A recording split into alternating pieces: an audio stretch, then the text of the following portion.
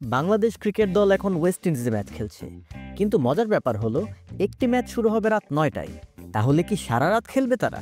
ব্যাপারটা আসলে এমন নয়। তাহলে কি হবে যদি কখনো এমন সময়ের গোলকধাঁধায় পড়ে যান? বাংলাদেশ সময় যখন রাত ৯টা, তখন ওয়েস্ট ইন্ডিজ সময় একই দিনে সকাল 10টা।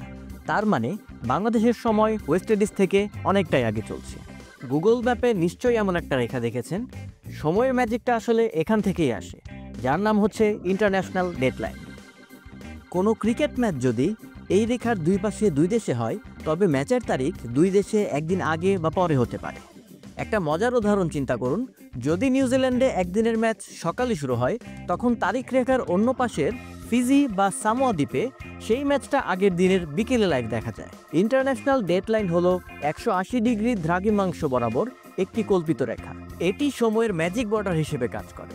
যদি আপনি এক লাইন পেরিয়ে পূর্ব দিকে যান, তারিখ একদিন কমে যায়, আর পশ্চিমে গেলে একদিন বেড়ে যায়। আপনি যদি টোকিও থেকে লস অ্যাঞ্জেলেসে ভ্রমণ করেন, তাহলে দেখবেন সময় অনুযায়ী একই দিনের সকালেই পৌঁছে গেছেন। মনে হবে যেন অতীতে ফিরে গেছেন।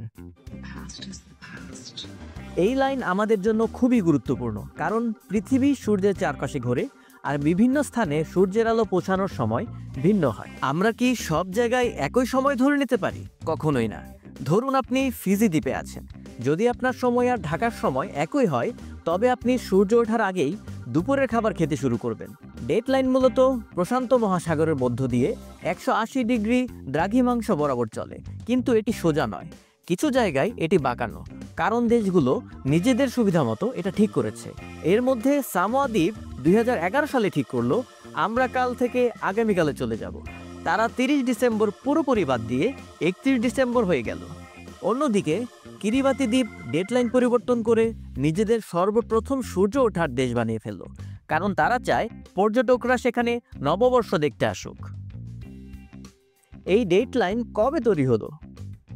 1884 সালের আগে পৃথিবীতে টাইম জোন নিয়ে খুব গন্ডগোল ছিল। সময় মাপার কোনো স্ট্যান্ডার্ড ছিল না। জাহাজগুলো বিভিন্ন বন্দরে পৌঁছানোর সময় এমন গোলমাল হতো যে তারা নিজেরাই সময় ভুলে যেত। তখন বিজ্ঞানীরা এক বৈঠক করলেন, যাকে বলা হয় মেরিডিয়ান কনফারেন্স। এই বৈঠকে ঠিক হলো, পৃথিবীর সময় মাপার জন্য লন্ডনের গ্রিনউইচ শহর হবে 0 দ্রাঘিমাংশ, আর 180 ডিগ্রি দ্রাঘিমাংশ হবে ডেডলাইন। ডেডলাইনের সিদ্ধান্ত করা নিল। ডেডলাইনের ধারণা তৈরি করেছিলেন জ্যোতির্বিজ্ঞানী আর নাবিকরা, কারণ তাদের দরকার ছিল একটি নির্ভরযোগ্য সময়ের হিসাব। একজন বিজ্ঞানী মজা করে বলেছিলেন, ডেডলাইন নিয়ে কাজ করতে গিয়ে আমি একদিন অতীতে আর একদিন ভবিষ্যতে থাকার অনুভূতি পেয়েছি। আমি বুঝতেই পারছিলাম না আসলে আমি কোন দিন আছি। ডেডলাইনটা তাহলে কিভাবে প্রভাব ফেলে? ডেডলাইন ভ্রমণ, বাণিজ্য আর খেলাধুলায় বড় ভূমিকা রাখে। ক্রিকেটের উদাহরণ দিয়ে বলি, বাংলাদেশ দল যদি ওয়েস্ট ইন্ডিজ থেকে নিউজিল্যান্ডে যায়, তারা হয়তো স্থানীয় সময় অনুযায়ী রাত 11টায় রওনা দিয়ে নিউজিল্যান্ডে পৌঁছাবে পরের দিন সন্ধ্যায়। এই ইন্টারন্যাশনাল ডেডলাইন সত্যি সময়ের এক জাদু। এটা দেখায় সময় শুধু ঘড়ির কাঁটার হিসাব নয়। ডেডলাইন আমাদের শিখিয়েছে পৃথিবী ঘোরে, সময় বদলায়, আর আমরা এর সঙ্গে মানিয়ে চলি। ভিডিও ভালো লাগলে লাইক দিন আর সাবস্ক্রাইব করতে ভুলবেন না। কমেন্টে লিখুন যদি ডেডলাইন পেরোতেন কোন দিনটি ফিরে পেতে চাইতেন। দেখা হবে পরের ভিডিওতে।